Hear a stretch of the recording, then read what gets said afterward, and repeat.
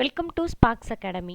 இன்றைக்கி நம்ம என்ன பார்க்க போகிறோம் அப்படின்னா TNPSC combined technical service examination இசிக்கான சிலபஸில் unit 1 semiconductor theory and electronic devices.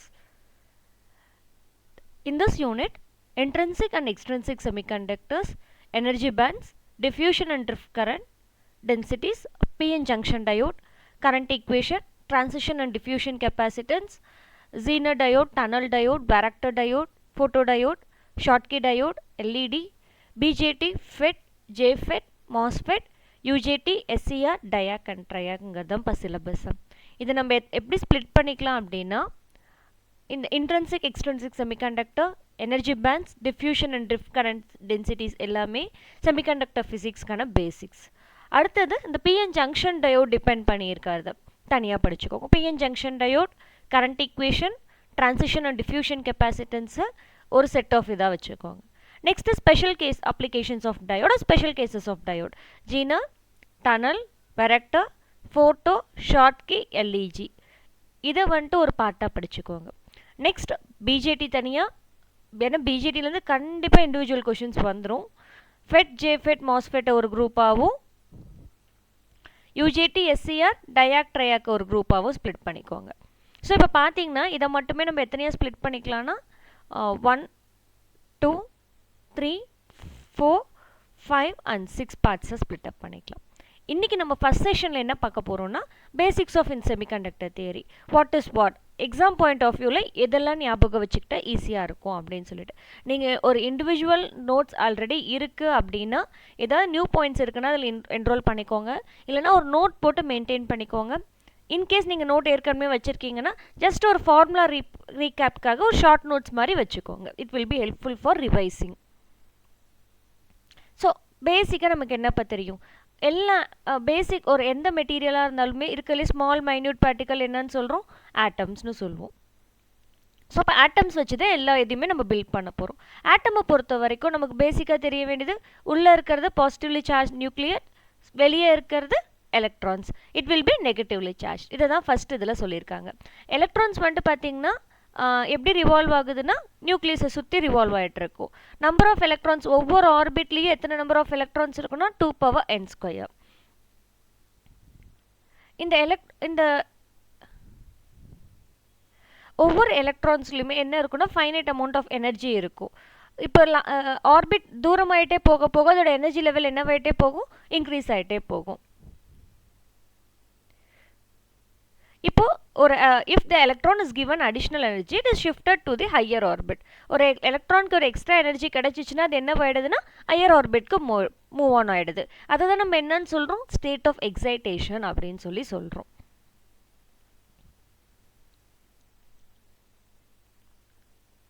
So energy level அப்படின்னா என்னப்பா, நம்ம இங்கேருந்து பார்க்குறோம், நியூக்ளியஸ்லேருந்து பார்க்கும்போது எலக்ட்ரான் இது ஃபஸ்ட் ஆர்பிட்டில் இருக்குது, இது செகண்ட் ஆர்பிட்டில் இருக்குது, இது தேர்ட் ஆர்பிட்னு இருக்குது. இதை தான் நம்ம எப்படி ரெப்ரசென்ட் பண்ணுறோம், எனர்ஜி லெவலில் ரெப்ரசென்ட் பண்ணணும். ஏன்னா இருக்க என்னவாயிட்டே போகும், ஆர்பிட் தூரமாயிட்டு போக போக எனர்ஜி லெவல் இன்க்ரீஸ் ஆகிட்டே போகும். So energy level is nothing but how much distance, எந்த ஆர்பிட்டில் உங்கள் எலக்ட்ரான் ரிவால்வ் ஆகிட்டு இருக்கு அப்படிங்கிறத சொல்கிறது தான் energy level. So what is mean by energy band? இப்போ சிங்கிள் ஆட்டமாக இருக்கும்போது நான் எனர்ஜி லெவலில் டிஃபைன் பண்ணுறேன். வேற நான் வந்துட்டு போகும்போது ஒரு சாலிடில் பார்க்கும்போது நான் என்ன சொல்லலாம்னா த ரேஞ்ச் ஆஃப் எனர்ஜிஸ்ன்னு எடுத்துக்கலாம். சிங்கிள் ஆட்டம்ங்கும் போது ஒவ்வொரு லெவலாக எடுத்துக்கிறேன். இதே நான் ஒரு மெட்டீரியலாக பார்க்கும்போது அங்கே என்ன இருக்கும், சிங்கிள் எனர்ஜியாக இல்லாமல் பேண்ட் ஆஃப் எனர்ஜியாக இருக்கும். ஒரு சர்டைன் லிமிட், இந்த எனர்ஜிலேருந்து இந்த எனர்ஜி வரைக்கும் இருக்கிறத நான் என்னன்னு சொல்கிறேன், எனர்ஜி பேண்டுன்னு சொல்கிறேன். ஸோ மெயினாக நம்ம பார்க்க வேண்டியது valence band, conduction band and energy gap. இது மூணு என்னென்ன நமக்கு தெரிஞ்சிருக்கணும். வேலன்ஸ் பேண்ட் அப்படின்னா என்னன்னு பாருங்கள், it is the outermost orbit of an atom. Electrons வந்துட்டு அவுட்டர் மோஸ்ட் ஆர்பிட்டில் இருக்க எலக்ட்ரான்ஸை தான் என்னன்னு சொல்கிறேன்னா வேலன்ஸ் எலக்ட்ரான்ஸ்னு சொல்கிறேன். அப்போ இருக்கல லாஸ்ட்டில் இருக்க வேலன்ஸ் எலக்ட்ரான்ஸுங்கிறது, அப்போ வேலன்ஸ் எலக்ட்ரான்ஸ் எனர்ஜி எப்படி இருக்கும், ஹையஸ்ட் எனர்ஜியாக இருக்கும். இந்த பேண்டு ஃபுல்லாகவும் ஃபில் ஆகிருக்கலாம், இல்லை பார்ஷியலாகவும் ஃபில் ஆகிருக்கலாம். இன்கேஸ் கேஸஸை பொறுத்த வரைக்கும் இந்த வேலன்ஸ் பேண்ட் ஃபுல்லாக ஃபில் ஆகிருக்கும், மற்றதை பொறுத்த வரைக்கும் பார்ஷியலி ஃபில் ஆகிருக்கும். இந்த வேலன்ஸ் எலக்ட்ரான்ஸோட எனர்ஜி லெவலில் தான் நான் என்னன்னு சொல்கிறேன், வேலன்ஸ் பேண்டுன்னு சொல்கிறேன். Next conduction band. இப்போ கண்டக்ஷன் பேண்ட் வேலன்ஸ் எலக்ட்ரான்ஸுங்கிறது என்னதுன்னா ஃபைனலில் இருக்க ஹையர் எனர்ஜி ஆட்டம்ஸ் தான் நம்ம வேலன்ஸ் எலக்ட்ரான்ஸ்னு சொல்கிறோம். இப்போ கண்டக்ஷன் பேண்டுங்கிறது எங்கே யூஸ் பண்ணுறாங்க பாரு, இந்த வேலன்ஸ் எலக்ட்ரான்ஸ் வந்துட்டு சில இடத்துல நியூக்ளியஸ் கூட ரொம்ப லூஸ்லி அட்டாச் ஆகிருக்கும். இது எல்லாமே டைட்டாக அட்டாச் ஆகிருக்குன்னா இருக்கலே தூரம் போக போக இருக்க இந்த எலக்ட்ரான்ஸ் வந்து நியூக்ளியஸ் கூட கம்பேர் பண்ணும்போது லூஸாக அட்டாச் ஆகிருக்கும். ஸோ நார்மல் டெம்பரேச்சர்லேயே கூட இந்த எலக்ட்ரான்ஸ் இதில் வந்து மூவ் அவுட் ஆகிறதுக்கு சான்சஸ் இருக்கும்.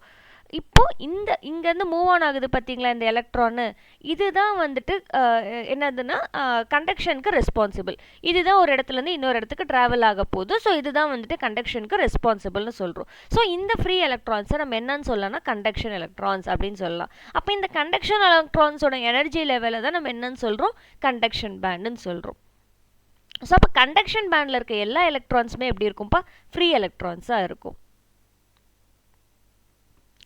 இப்போ சப்போஸ் ஏதாவது ஒரு கண்டக்ஷன் பேண்டு எம்டியாக இருக்குது அப்படின்னா அதால் கண்டக்ட் பண்ண முடியாது அப்படின்னு அர்த்தம். கண்டக்ஷனுக்கு பாசிபிள் இல்லைன்னு அர்த்தம். அதை நம்ம இன்சுலேட்டர்னு சொல்கிறோம். கண்டக்டர்னால் அது வழியாக எலக்ட்ரிக்கல் கரண்ட் கேரி அவுட் ஆகும். செமிகண்டக்டருங்கிறது சம்டைம்ஸ் கேரி அவுட் ஆகும் ஒரு குறிப்பிட்ட லிமிட் வரைக்கும், அதுக்கப்புறம் கேரி அவுட் ஆகாது. அதில் கண்டக்ஷன் அதில் எந்த ஒரு சார்ஜ் பார்ட்டிகல்ஸும் மூவ் ஆன் ஆகலை, கரண்ட் ஃப்ளோ இல்லை அப்படின்னா அது என்னன்னு சொல்லிடுவேன், இன்சுலேட்டர்னு சொல்லிடுவேன். கண்டக்ஷன் பேண்டில் எலக்ட்ரான் இருக்குன்னா மட்டும்தான் அங்கே கண்டக்ஷன் நடக்கும். அங்கே கண்டக்ஷன் பேண்டில் எலக்ட்ரான் இல்லை அப்படின்னா எந்த கண்டக்ஷனுமே நடக்காது. ஃபார்பிடன் எனர்ஜி கேப்புங்கிறது என்னதுன்னா இந்த கண்டக்ஷன் பேண்டுக்கும் வேலன்ஸ் பேண்டுக்கும் இடைப்பட்ட டிஸ்டன்ஸ் தான் நம்ம என்னன்னு சொல்கிறோம், ஃபார்பிடன் எனர்ஜி கேப்புன்னு சொல்கிறோம்.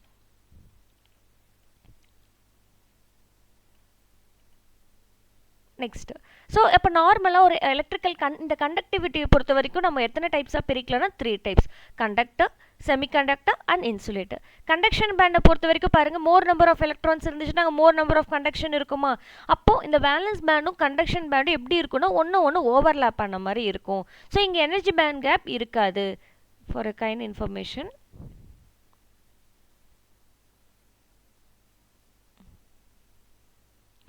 சப்போஸ் இப்போ இங்கே பாருங்கள் செமிகண்டக்டர் பொறுத்த வரைக்கும் எப்படி இருக்குது பாருங்கள், there will be energy gap in the range of 1 electron volt. இன்சுலேட்டரை பொறுத்த வரைக்கும் கேப் ரொம்ப அதிகமாக இருக்கும். அது எவ்வளோ வரைக்கும் இருக்குன்னு பார்த்தீங்கன்னா +5 electron volt வரைக்கும் இருக்கும். கண்டக்ஷன் இங்கே வந்துட்டு மினிமம் கேப் இருக்குது. செமிகண்டக்டரில் இந்தளவு கண்டக்ஷன் எலக்ட்ரான்ஸ் இல்லைனாலும் கண்டிப்பாக கண்டக்ஷன் எலக்ட்ரான்ஸ் மினிமம் லெவலில் இருக்கும். வேற இன்சுலேட்டரை பொறுத்த வரைக்கும் கண்டக்ஷன் பேண்ட் எம்டியாக இருக்கும். ஸோ இப்போ நம்ம எப்போவுமே வந்துட்டு ஒரு டேபிளாக படிக்கும்போது நமக்கு ஈஸியாக ரீகலெக்ட் பண்ணிக்கலாம், நம்ம ஞாபகம் வச்சுக்கிறது ஈஸியாக இருக்கும். கண்டிப்பாக இந்த சப்ஜெக்ட் இந்த மாதிரி காம்படிட்டிவ் எக்ஸாம்ஸில், அதுவும் டிஎன்பிஎஸ்சி கண்டக்ட் பண்ணுற எக்ஸாம்ஸில் 1/3 கொஷின்ஸ் டைரெக்டாக ரொம்ப சிம்பிளாக கேட்குற கொஷின்ஸாக இருக்கும். ஆனால் நம்ம அதுக்கு தான் நிறைய டைம் வேஸ்ட் பண்ணிவிடுவோம், கன்ஃபியூஸ் ஆகிடுவோம். அப்போ கன்ஃபியூஸ் ஆகக்கூடாதுன்னா நமக்கு புரிகிற மாதிரி ஷார்ட் நோட்ஸை எழுதி இல்லை கம்பேர் பண்ணி படிக்கிறதோ இல்லை டயக்ராம் வச்சு படிக்கிறதோ ஹெல்ப்ஃபுல்லாக இருக்கும். இப்போ பாருங்களேன், கண்டக்டர், செமிகண்டக்டர், இன்சுலேட்டர். கண்டக்ஷன் வச்சு பார்க்கும்போது இந்த கண்டக்டர்ஸில் எதை பொறுத்து இருக்கும், ஃப்ரீ எலக்ட்ரான்ஸை பொறுத்து இருக்கும். இங்கேயுமே எதை பொறுத்து இருக்கும், இங்கே எலக்ட்ரான்ஸ் அண்ட் ஹோல்ஸை பொறுத்து இருக்கும். இன்சுலேட்டரை பொறுத்த வரைக்கும் இங்கே ஃப்ரீ எலக்ட்ரான்ஸும் இருக்காது, ஹோல்ஸும் இருக்காது, அதனால் கண்டக்ஷன் இருக்காது. இங்கே கண்டக்ஷன் ஹையாக இருக்கும், இங்கே லிமிட்டடாக இருக்கும், இங்கே கண்டக்ஷனே இருக்காது. பேண்ட் கேப் நம்ம ஏற்கனவே பார்த்துட்டோம், இதில் எந்த பேண்ட் கேப்புமே இருக்காது. இங்கே வந்துட்டு 1 electron volt ரேஞ்சில் பேண்ட் கேப் இருக்கும். வேற இங்கே பொறுத்த வரைக்கும் +5 electron volt லெவலில் பேண்ட் கேப் இருக்கும். வேலன்ஸ் எலக்ட்ரான்ஸ் வந்து அவுட்டர் ஷெல்லில் எப்படி இருக்கும், கண்டக்டரை பொறுத்த வரைக்கும் ஒரே ஒரு வேலன்ஸ் எலக்ட்ரான் தான் அவுட்டர் ஷெல்லில் இருக்கும். செமிகண்டக்டரை பொறுத்த வரைக்கும் 4 வேலன்ஸ் எலக்ட்ரான்ஸ் அவுட்டர் ஷெல்லில் இருக்கும். வேற இன்சுலேட்டரை பொறுத்த வரைக்கும் 8 வேலன்ஸ் எலக்ட்ரான்ஸ் அவுட்டர் ஷெல்லில் இருக்கும். இது ஒரு இம்பார்ட்டன்ட் பாயிண்ட், நோட் பண்ணி வச்சுக்கோங்க. கண்டக்டிவிட்டி எதில் இப்போ அதிகமாக இருக்கும், கண்டக்டரில் அதிகமாக இருக்கும். எதில் லோவாக இருக்கும், இன்சுலேட்டரில் லோவார் மினிமமாக இருக்கும். ரெசிஸ்டிவிட்டிங்கிறது இன்வர்ஸ் ஆஃப் கண்டக்டிவிட்டி. அப்போ இதோடைய அப்படியே ரெசிப்ரோகேட்டாக வந்துருமா, கண்டக்டிவிட்டியோட ஆப்போசிட் ரெசிஸ்டிவிட்டி.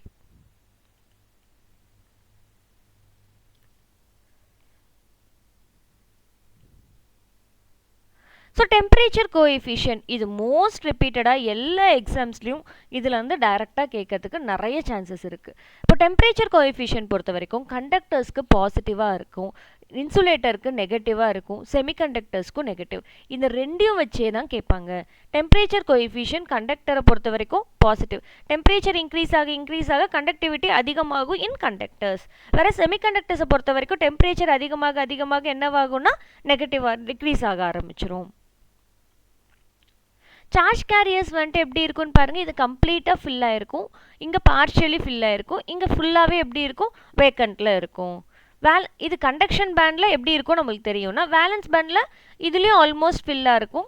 வேறஸ் இது இதோட ஆப்போசிட், இது கண்டக்ஷன் பேண்டோட ஆப்போசிட் வேலன்ஸ் பேண்ட். அப்போ இங்கே ஃபில்லாக இருக்குன்னா இங்கே வேக்கண்ட்டாக இருக்குது, இங்கே வேக்கண்ட்டாக இருக்குன்னா இங்கே ஃபில்டாக இருக்குது, இங்கே ரெண்டுமே பார்ஷியலி ஃபில் ஆகிருக்கும்.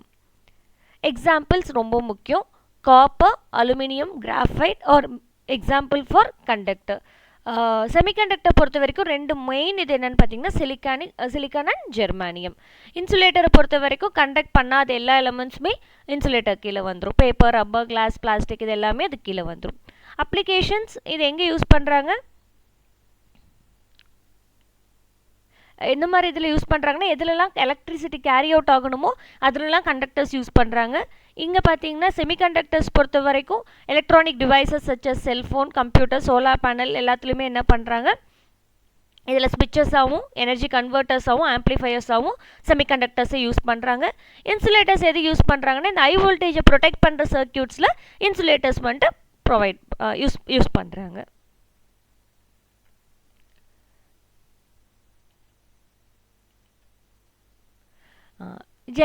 Germanium and silicon are the most important semiconductors which we are using. அப்போ இதுலேருந்து டைரெக்டாக ப்ராப்பர்ட்டிஸ்லேருந்தே கொஷின்ஸ் கேட்குறாங்கப்பா. அட்டாமிக் நம்பர் ஜெர்மானியம் என்னன்னு பார்த்துக்கோங்க 32, whereas for silicon it will be 14.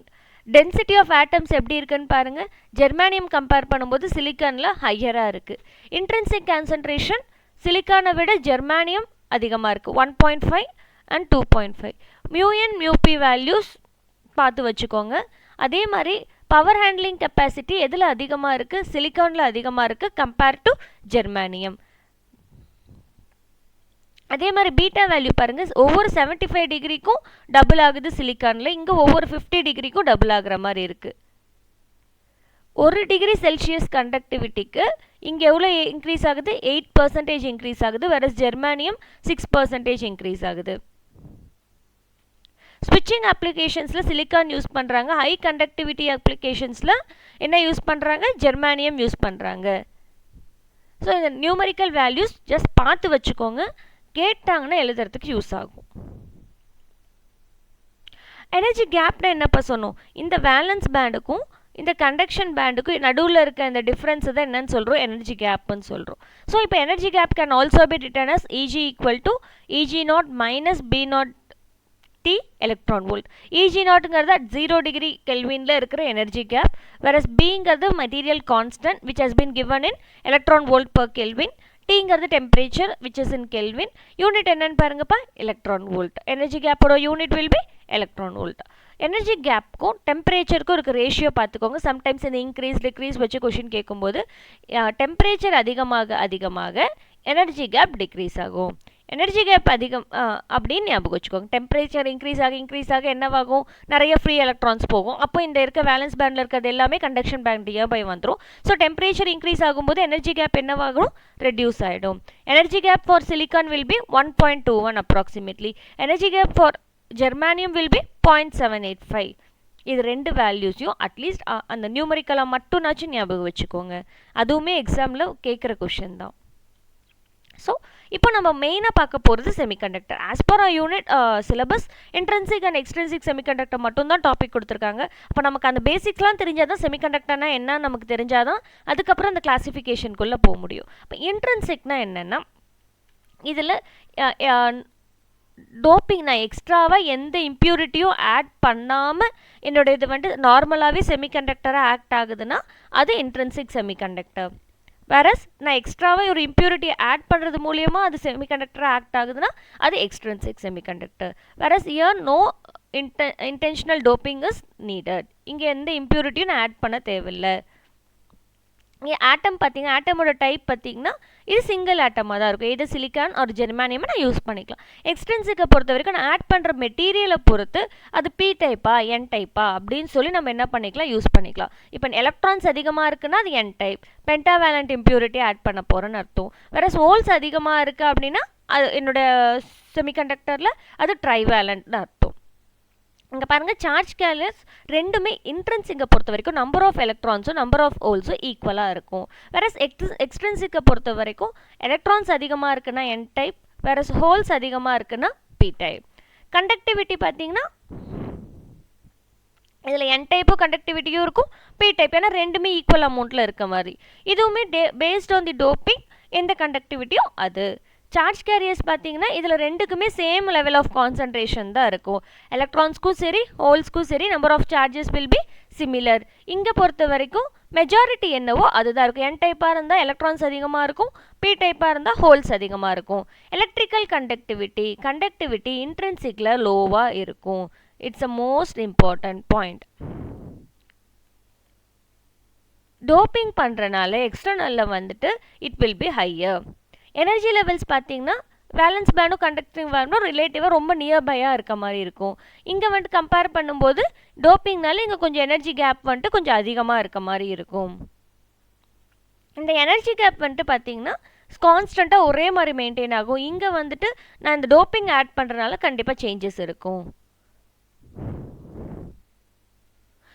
Intrinsic semiconductor நம்ம ப்ராக்டிக்கலாக எந்த டிவைசஸ்லையும் மோஸ்ட்லி யூஸ் பண்ணுறது கிடையாது. எக்ஸ்டென்சிவ் தான் நம்ம வந்துட்டு என்ன பண்ணுறோன்னா எலக்ட்ரானிக் டிவைசஸில் யூஸ் பண்ணிகிட்ருக்கோம். Example silicon and germanium, whereas for இயர், phosphorus antimony for N type, boron and indium for P type.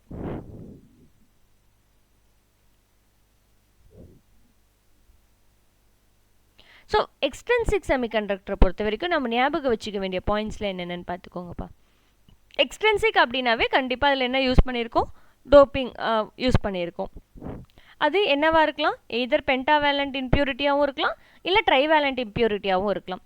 அப்போ டோப்பிங் எ செமிகண்டக்டர் அது என்ன நான் யூஸ் பண்ணுற அந்த டோப்பிங் எப்படி இருக்கணும்னா அந்த செமிகண்டக்டருடைய அந்த பேசிக் ப்ராப்பர்ட்டிஸை வந்துட்டு அஃபெக்ட் பண்ணாத மாதிரி இருக்கணும். அது நியூட்ரலாக இருக்குது பார்த்தீங்களா, அந்த அந்த நியூட்ரலிட்டியை வந்துட்டு அஃபெக்ட் பண்ணாத மாதிரி இருக்கணும் நான் யூஸ் பண்ணுற டோப்பிங். நான் பாட்டில் ஒரு ஹை லெவல் ஆஃப் டோப்பிங்னாலும் ஒரு சர்டைன் லிமிட்டுக்கு தான் நான் பண்ணணும். அதோடைய இண்டிவிஜுவல் ப்ராப்பர்ட்டிஸை பிரேக்கப் பண்ணுற மாதிரி நான் பண்ணக்கூடாது.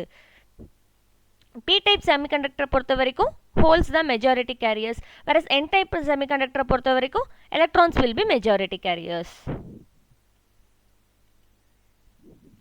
ஸோ இப்போ பாருங்கள் இந்த பி டைப் அண்ட் என் டைப்பை நம்ம எப்படி ஞாபகம் வச்சுக்கலாம்னு சொல்லிட்டு, பி டைப்பை பொறுத்த வரைக்கும் என்ன இம்ப்யூரிட்டிப்பா யூஸ் பண்ணுறாங்க, ட்ரைவேலண்ட். வேற என் டைப் பொறுத்த வரைக்கும் பென்டாவேலண்ட்.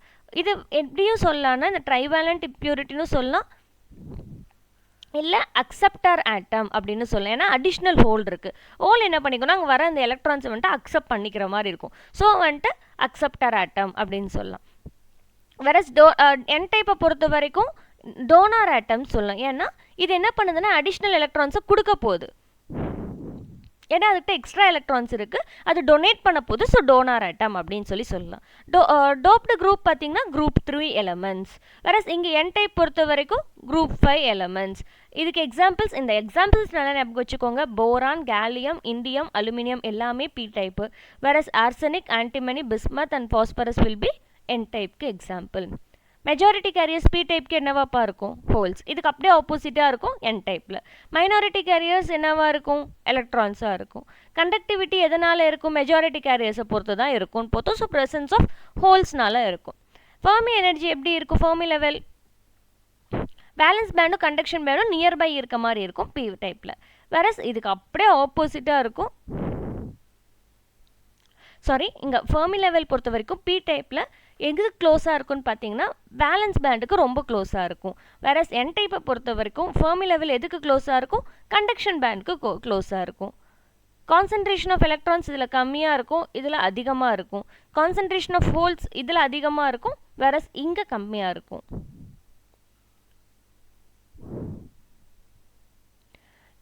இதுக்கப்புறம் வரதெல்லாம் பேசிக்காக இதில் கொஷின்ஸ் எப்படியெல்லாம் கேட்கலாம் அப்படிங்கிறது.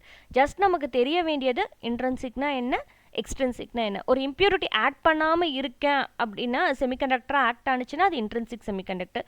இம்ப்யூரிட்டி ஆட் பண்ணுறதுனால அது செமிகண்டக்டராக ஆக்ட் ஆகுது அப்படின்னா அது எக்ஸ்ட்ரின்சிக் செமிகண்டக்டர். எக்ஸ்ட்ரின்சிக்கை பொறுத்த வரைக்கும் 2 டைப்பாக இருக்குது. எந்த டைப் ஆஃப் இம்ப்யூரிட்டியை ஆட் பண்ணுறேன்? எலக்ட்ரான்ஸை ஆட் பண்ணுறேன்னா அது என் டைப், ஹோல்ஸை ஆட் பண்ணுறேன்னா அது பி டைப். இன்ட்ரின்சிக் செமிகண்டக்டரோட அதர் நேம்ஸ் என்னென்னு பாருங்கள். Pure semiconductor or natural semiconductor or non degenerate semiconductor, எப்படி வேணாலும் சொல்லலாம் கொஷனில். ஸோ நம்ம அதை வந்துட்டு கொஞ்சம் பார்த்து வச்சுக்கிறது பெட்டர். இதில் மேக்ஸிமம் எத்தனை வேலன்ஸ் எலக்ட்ரான்ஸ் இருக்கும் பாருங்கள், 8 நம்பர் ஆஃப் எலக்ட்ரான்ஸ். மோஸ்ட்லி செமிகண்டக்டரை பொறுத்த வரைக்கும் கோவலன்ட் பாண்டிங் ப்ரெசென்ட் ஆகிருக்கும். வேற கண்டக்டர்ஸை பொறுத்த வரைக்கும் மெட்டாலிக் பாண்ட் ப்ரெசென்ட் ஆகிருக்கும். இன்சுலேட்டரில் எந்த பாண்டிங்கும் இருக்காதுப்பா. இன்ட்ரின்சிக் செமிகண்டக்டரை பொறுத்த வரைக்கும் கண்டக்ஷன் பேண்ட் வந்துட்டு எப்படி இருக்குது? ஆல்மோஸ்ட் எம்டியாக தான் இருக்குப்பா.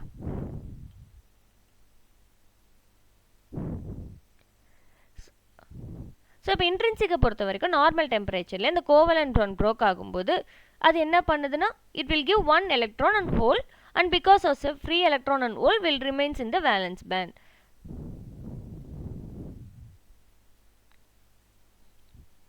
இப்போ என்ன பண்ணுறதுன்னா கோவலன்ட் பாண்ட் ப்ரோக் ஆகும்போது எலக்ட்ரான் வந்துட்டு எங்கே போயிடுதுன்னா வேலன்ஸ் பேண்ட்லேருந்து கண்டக்ஷன் பேண்டுக்கு போயிடுது. அதனால் என்ன இருக்குன்னா அந்த ஒரு ஹோல் மட்டும் எங்கே இருக்கும்? வேலன்ஸ் பேண்டில் இருக்கும். எலக்ட்ரான் மட்டும் கண்டக்ஷன் பேண்டுக்கு போயிட்டு ஒரு சர்டன் டைமுக்கு அப்புறம் ரொம்ப நேரம் கண்டக்ஷன் பேண்டில் இருக்காது. அந்த எனர்ஜி லாஸ்ட் ஆகினோடனே திரும்ப என்ன பண்ணிட்டோம்? ஆட்டோமேட்டிக்காக அதோட பழைய பொசிஷனுக்கு வந்துடும். நமக்கு தெரிய வேண்டியது என்னதுன்னா இன்ட்ரின்சிக் செமிகண்டக்டரை பொறுத்த வரைக்கும் நம்பர் ஆஃப் எலக்ட்ரான்ஸும் நம்பர் ஆஃப் ஹோல்ஸும் ஈக்குவலாக இருக்கும்.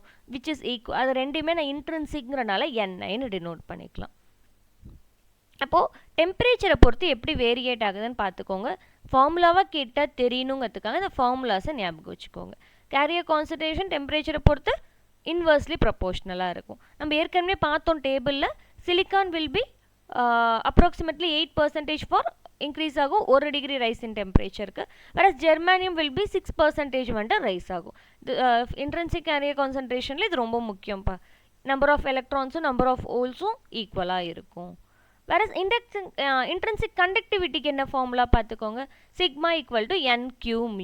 இங்கே வந்துட்டு 2 இருக்கா, number mobility of electrons and mobility of holes. என்கிறது Niங்கிறது நமக்கு தெரியும் carrier concentration. It will be both electrons and holes ரெண்டுக்குமே சிமிலராக இருக்கும். Qங்கிறது சார்ஜ் நமக்கு தெரியும், மியூங்கிறது மொபிலிட்டி. ஸோ இன்ட்ரின்சிக் கண்டக்டிவிட்டிக்கான ஃபார்முலா என்னன்னு பார்த்துக்கோங்க. அதோட யூனிட் என்னன்னு பார்த்துக்கோங்க, mho/centimeter. அப்போ கண்டக்டிவிட்டிக்கும் டெம்பரேச்சருக்கும் இருக்க டைரக்ட் ரிலேஷன்ஷிப் பார்த்துக்க sigma I equal to directly proportional to T⁻3/2. Intrinsic carrier கான்சன்ட்ரேஷனில் டெம்பரேச்சர் இன்க்ரீஸ் ஆக என் கண்டக்டிவிட்டி இன்க்ரீஸ் ஆகும். ஏன்னா இது இன்ட்ரின்சிக்ங்கிறது எதுக்கு ரிலேட்டபிளாக இருக்கும்? கண்டக்டர்ஸ்க்கு ரிலேட்டபிளாக இருக்கும். கண்டக்டர்ஸில் டெம்பரேச்சரை பொறுத்து இன்க்ரீஸ் ஆகும்னு பார்த்தோம். ரெசிஸ்டிவிட்டிங்கிறது இன்வர்ஸ் ஆஃப் கண்டக்டிவிட்டி. அப்போ ρI ஈக்குவல் டு 1/σI. அப்போ 1/Ni into Q of mu n plus mu p ohm cent. இது ரிவர்ஸில் எழுதும்போது this mho will become 1/ohங்கிறது mho ஆகிடும், 1/centimeterல வரதுங்கிறது சென்டிமீட்டர் ஆகிடும். ரெசிஸ்டிவிட்டிக்கு இன்னொரு ஃபார்முலா இருக்குது, ρ equal to R equal to ρL/A. அதை வச்சு எழுதுறீங்கன்னா எப்படி எழுதிக்கலாம்? ρ ஈக்குவல் டு RA/Lன்னு எழுதிக்கலாம்.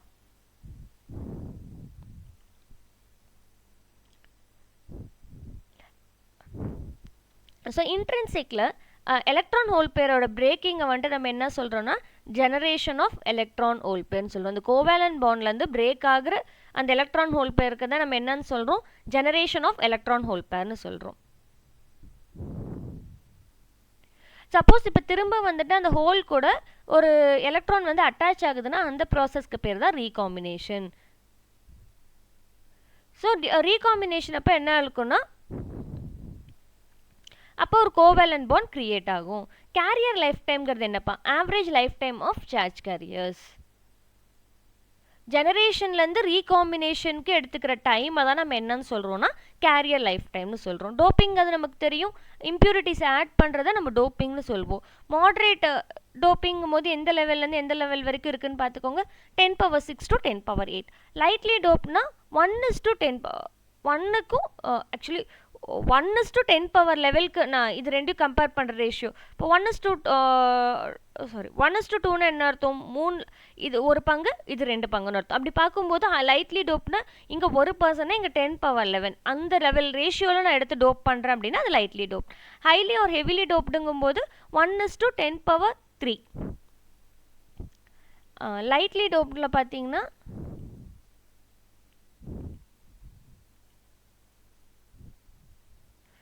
லைட்லி டோப்டை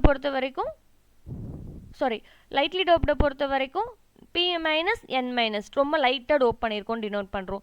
ஹெவிலி டோப் பண்ணியிருக்கோங்கிறனால தான் P ப்ளஸ் N ப்ளஸ் அப்படின்னு சொல்லி டினோட் பண்ணுறோம். டீஜெனரேட் செமிகண்டக்டர்னா ஹைலி டோப்டு செமிகண்டக்டரை தான் நம்ம என்னன்னு சொல்கிறோம்? டீஜெனரேட்னு சொல்கிறோம். நான் டீஜெனரேட் அப்படின்னா மாடரேட்லி டோப்டு தான் நான் டீஜெனரேட்னு சொல்கிறோம். இது எல்லாமே சம்டைம்ஸ் ஸ்டேட்மெண்ட்டாக கேட்குறாங்கன்னா நம்மளுக்கு எழுத தெரியணும்ப்பா.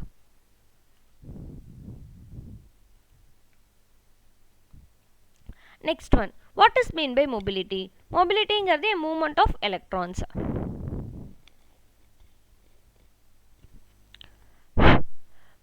Mobility can be written as mu equal to Vd by E. V is the velocity, drift velocity, E is the field intensity. Unit பார்த்து வச்சுக்கோங்க mobilityக்கான யூனிட் என்ன அப்படின்ட்டு. mobilityக்கான யூனிட் என்னப்பா? சென்டிமீட்டர் ஸ்கொயர்ப்பா வோல்டேஜ் செகண்ட். அப்போது எலக்ட்ரான் மொபிலிட்டியோட வேல்யூ ஜெர்மானியம்க்கு என்ன, சிலிக்கானுக்கு என்னன்னு பார்த்துக்கோங்க. அதே மாதிரி ஹோல் மொபிலிட்டியோட வேல்யூ ஜெர்மானியம்க்கு என்ன, சிலிக்கானுக்கு என்னன்னு தெரிஞ்சு வச்சுக்கோங்க. இன்னொன்று ஞாபகம் வச்சுக்கோங்க, எலக்ட்ரானோடைய மொபிலிட்டி ஹோலோட மொபிலிட்டியை விட ஃபாஸ்ட்டாக தான் இருக்கும். ஸோ என்னென்னா அதனால தான் என்ன சொல்கிறோன்னா ஹோல்ஸை விட எலக்ட்ரான்ஸ் ஃபாஸ்ட்டாக ட்ராவல் ஆன் ஆகுதுன்னு சொல்லுவோம். ஏன்னா இதோடைய மாஸையும் கம்பேர் பண்ணும்போது எலக்ட்ரானோட மாஸ் வந்துட்டு ஹோலோட மாஸை விட கம்மியாக இருக்கும் வெயிட். ஸோ அப்போ எது வெயிட் கம்மியாக இருக்கோ அது ஃபாஸ்ட்டாக மூவ் ஆன் ஆகலாமா? அதனால தான் என்ன சொல்கிறாங்கன்னா electron mobility is always greater than whole mobility. Next, இந்த மொபிலிட்டிக்கும் டெம்பரேச்சருக்கும் என்ன ரிலேஷன்ஷிப்னு பாருங்கப்பா. மொபிலிட்டி என்ன, டெம்பரேச்சர் அதிகமாக மொபிலிட்டி என்னவாகுது? இன்க்ரீஸ் ஆகுது.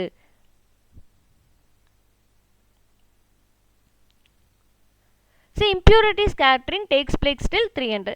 Impurity scattering எது வரைக்கும் இருக்குது பாருங்க, இந்த 300 டிகிரி கெல்வின் வரைக்கும் இருக்குது. ஸோ அந்த impurity scattering அந்த 300 கெல்வின் வரைக்கும் எப்படி இருக்குது? இன்க்ரீஸ் ஆகிட்டே இருக்குது. மொபிலிட்டி டெம்பரேச்சரை பொறுத்து இன்க்ரீஸ் ஆகுது. லேட்டிஸ் ஸ்கேட்டரிங் எப்போ அக்கர் ஆகுது பாருங்கள், after this 300 kelvin lattice scattering occur ஆகுது. இதில் பார்த்தீங்கன்னா number of collisions in electrons increase ஆகுது. அதனால என்ன ஆகுதுன்னா மொபிலிட்டி டிக்ரீஸ் ஆகுது. இங்கே இருக்க கொலிஷன் அதிகமாகறனால இது கண்டக்ஷன் என்னவாகுது, மொபிலிட்டி என்னவாகுது? டிக்ரீஸ் ஆகுது. ஸோ இன் ஜென்ரல் அப்போ எப்படி எடுத்துக்கலாம்? Mu is proportional to T power minus M. மொபிலிட்டியை பொறுத்த வரைக்கும் ரெண்டு விஷயம் நமக்கு ஞாபகம் இருக்கணும் எப்போவுமே. ஒன்று mu equal to VD by E, இன்னொன்று mobility is proportional to T power minus M. கண்டக்டிவிட்டிக்கும் டெம்பரேச்சருக்கும் இருக்க ரிலேஷன்ஷிப் முன்னாடி பார்த்தோம். இப்போ மொபிலிட்டிக்கும் டெம்பரேச்சருக்கும் இருக்க ரிலேஷன்ஷிப் இதில் பார்க்குறோம்.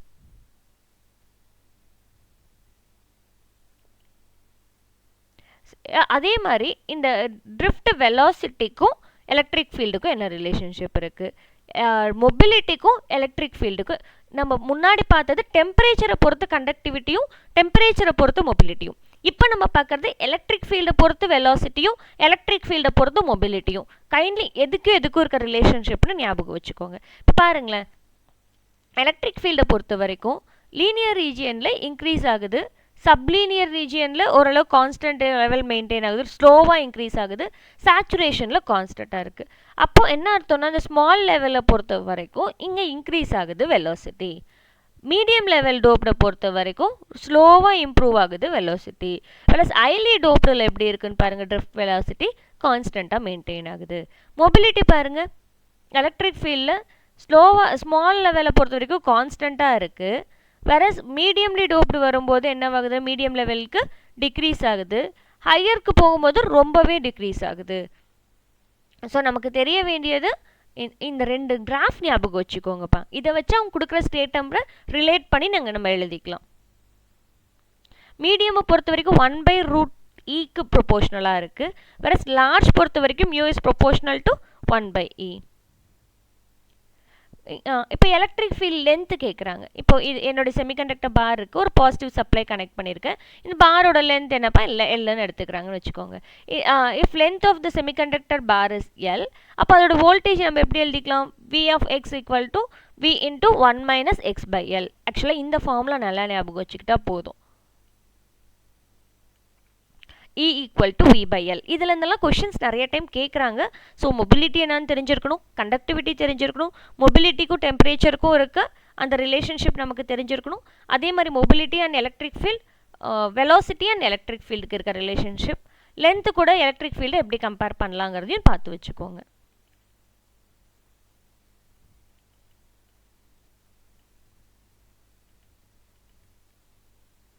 So current normal formula என்னப்பா? I equal to dq by dt. Whereas I can also be written as nqvd into A. So what is what கொடுத்துருக்காங்க நோட் பண்ணிக்கோங்க. சம்டைம்ஸ் டைரெக்டாக வேல்யூஸ் கொடுத்துட்டு சம் வந்துட்டு சால்வ் பண்ண சொல்லுவாங்க, இல்லை ஃபார்முலாஸே டைரெக்டாக கேட்கறதுக்கும் சான்சஸ் இருக்குது.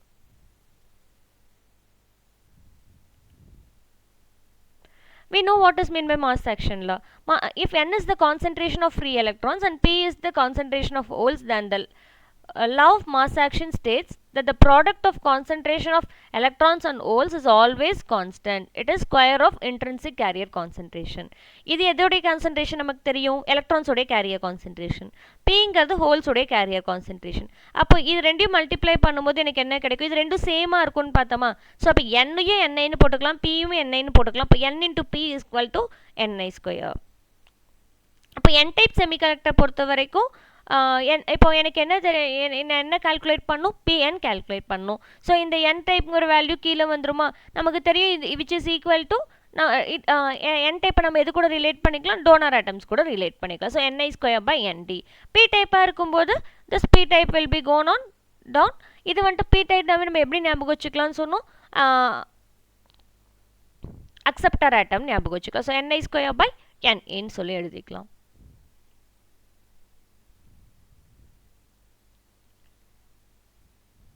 ஸோ நமக்கு என்ன தெரியும்? மெஜாரிட்டி கேரியர் கான்சன்ட்ரேஷன் வேணும்னா ni ஸ்கொயர் பை மைனாரிட்டி கீழே கொண்டு வந்துடுறோம். இன்ட்ரின்சிக் கான்சன்ட்ரேஷனுக்கு இந்த ஃபார்முலாவையும் நல்லா படிச்சுக்கோங்க. ni square equal to a0 t power 3 e power minus eg by 2kt. ni ஸ்கொயருக்கு அது மாஸ் ஆக்ஷன் லா யூஸ் பண்ணி அந்த ஃபார்முலாவும் எழுதலாம், இதையும் கேட்கலாம். Next one Einstein's equation. இதுவும் one of the most important repeated question தான். Relation between diffusion constant, mobility and thermal voltage, இந்த மூணுக்கும் இருக்க ரிலேஷன்ஷிப் எது சொல்லுதுன்னு பார்த்தீங்கன்னா ஐன்ஸ்டைன்ஸ் ஈக்குவேஷன். இதோடைய டி பை மியூக்கு, டிஃப்யூஷன் கான்ஸ்டன்ட்க்கும் மொபிலிட்டிக்கும் இருக்க ரேஷியோக்கான யூனிட் என்னப்பா? Volts. dn by mu n equal to dp by mu p, which is equal to thermal voltage, which is equal to kt, sometimes kt by q னு கொடுத்திருப்பாங்க. For normal room temperature, this will be 26 millivolt னு இருக்கும்பா. அப்போ diffusion அப்படின்னா நமக்கு என்னன்னு தெரியணும். ரெண்டு கரண்ட் இருக்குப்பா நம்ம யூஸ் பண்ணுற மெட்டீரியல்ஸில். ட்ரிஃப்ட் கரண்ட்னா என்ன, டிஃப்யூஷன் கரண்ட்னா என்ன? நீங்கள் நேமை வச்சு ஞாபகம் வச்சுக்கிட்டிங்கனாவே ஈஸியாக அனலைஸ் பண்ணிக்கலாம். இதுவுமே மோஸ்ட் இம்பார்ட்டன்ட் டாபிக் தான், பார்த்துக்கோங்க. டிஃப்யூஸ் அப்படின்னா என்ன அர்த்தம்? ஊடுருவதுன்னு அர்த்தமா? ஸோ எக்ஸ்டர்னலாக எந்த சப்ளையும் நான் கொடுக்க தேவையில்லை. ஒரு இடத்துல அதிகமாக இருக்க இடத்துலேருந்து கம்மியாக இருக்க இடத்த நோட்டி வர்றது தான் டிஃப்யூஷன் சொல்லுவோம். அந்த மூவ் ஆன் ஆகிறது migration of charge carriers from higher கான்சன்ட்ரேஷன்லேருந்து lower concentration due to concentration கிரேடியன்ட்டை டிஃப்யூஷன் சொல்லுவோம். ட்ரிஃப்ட் அப்படின்னா என்னது? தூண்டி விடுறது. அப்போ வெளியே இருக்க ஏதோ ஒரு சோர்ஸ் வந்து இந்த மூவ் ஆகிறதுக்கு ஹெல்ப் பண்ணுது அப்படின்னா அது ட்ரிஃப்ட் அப்படின்னு அர்த்தம். டிஃப்யூஷனை பொறுத்த வரைக்கும் வெளியிலேருந்து எதுவும் தேவையில்லை. ஸோ எக்ஸ்டர்னலாக எந்த சப்ளையும் நம்ம கொடுக்க தேவையில்லை. அதே மாதிரி ஹையர்லேருந்து லோயரை நோக்கி போகுது. ட்ரிஃப்ட்டை பொறுத்த வரைக்கும் வெளியிலேருந்து ஒரு தூண்டுதல் தேவைப்படுது. ஸோ ஒரு எக்ஸ்டர்னல் சப்ளை கொடுக்குறோம், அது மூலியமாக என்ன நடக்குதுன்னா அங்கே வந்துட்டு ஒரு எலக்ட்ரான் ஃப்ளோ ஒரு ஃப்ளோ ஆஃப் கரண்ட் வந்துட்டு எஸ்டாப்ளிஷ் ஆகுதுன்னு அர்த்தம். See, what is meant by drift current? The electric current in a semiconductor caused by the movement of charge carriers due to external electric field is known as drift current. Drift என்ன? தூண்டி விடுறதுன்னு பார்த்தோமா? So அப்போ இந்த movement of charge careers எதை base பண்ணியிருக்கு? External electric ஃபீல்டை base பண்ணியிருக்கு. டிஃப்யூஷனை பொறுத்த வரைக்கும் due to the concentration gradient of charge is known as diffusion. இதுக்கு எக்ஸ்டர்னலா எதுவும் தேவையில்லை. அதுதான் அடுத்த பாயிண்ட்ல கொடுத்துருக்காங்க பார். Need of external source of energy. An external source of energy is required for the flow of drift current through semiconductor. ட்ரிஃப்ட்டை பொறுத்த வரைக்கும் தேவைப்படுதும், டிஃப்யூஷனை பொறுத்த வரைக்கும் தேவைப்படாது. ஏன்னா இதை எதை பேஸ் பண்ணி இருக்கு, சார்ஜ் கேரியோட டிஃப்ரென்ஸை பேஸ் பண்ணி தான் இங்கே மூவ் ஆன் ஆகுது. டைரக்ஷன் ஆஃப் ஃப்ளோ வந்துட்டு பார்த்தீங்கன்னா எலக்ட்ரிக் ஃபீல்டோட டைரக்ஷன் எப்படி இருக்குமோ அதே டைரக்ஷனில் தான் இங்கே ட்ரிஃப்ட் கரண்ட்டில் இருக்கும். இங்கே எப்படி இருக்கும், slope of charge carrier concentration. It is based on the slope of charge carrier concentration. இது எக்ஸ்டர்னல் எலக்ட்ரிக் ஃபீல்டு வந்துருச்சு, எலக்ட்ரிக் ஃபீல்டு இருக்குனாவே அங்கே என்ன லா ஒபே பண்ணுதுப்பா, ஓம்ஸ் லாவை ஒபே பண்ணுது. இது எந்த லாவை ஒபே பண்ணுது பாருங்க, ஃபிக்ஸ் லா. இதுவும் கேட்பாங்க, பார்த்து வச்சுக்கோங்க.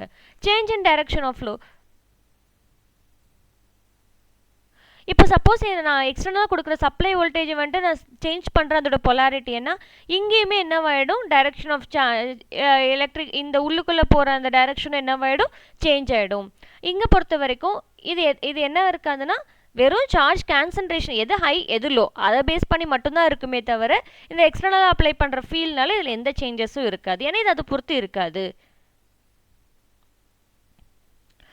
அதே மாதிரி ட்ரிஃப்ட் கரண்ட் பெர்மிட்டிவிட்டியை டிபெண்ட் பண்ணி இருக்கும், டிஃப்யூஷன் கரண்ட் பெர்மிட்டிவிட்டியை டிபெண்ட் பண்ணி இருக்காது. இதுவும் most one of the key point.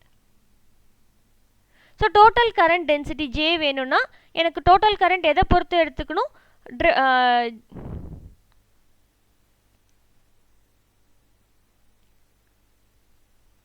கரண்ட்டை பொறுத்த வரைக்கும் N type material and P type material ரெண்டையும் சேர்ந்தது கரண்ட் டென்சிட்டி.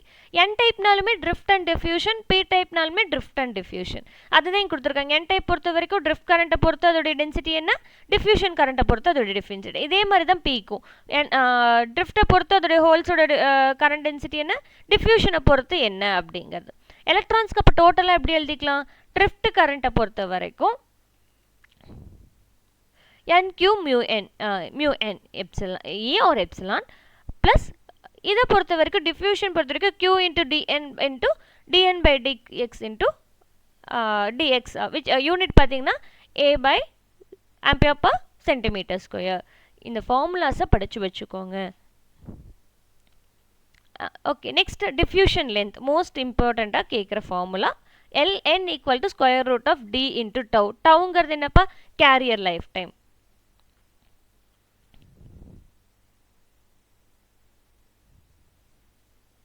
நெக்ஸ்ட் கண்டக்டிவிட்டிக்கான ஃபார்முலா என்ன, sigma equal to n into q into mu N. Whereas conductivity எப்படி இருக்கும்னு பார்த்தோம், மெட்டல்ஸை பொறுத்த வரைக்கும்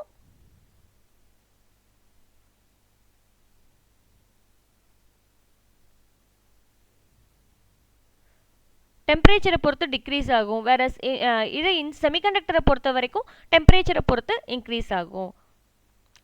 வெறும் இன்ட்ரென்சிக் அப்படிங்கும்போது NQ மியூன்னு மட்டும் எடுத்துக்கலாம், ஏன்னா mu N mu P will be same.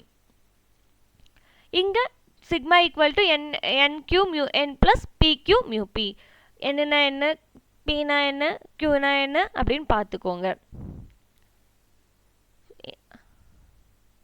So எக்ஸ்ட்ரென்சிக்கில் பொறுத்த வரைக்கும் N டைப்புக்கு தனியாக இருக்கும், P டைப்புக்கு தனியாக இருக்கும்.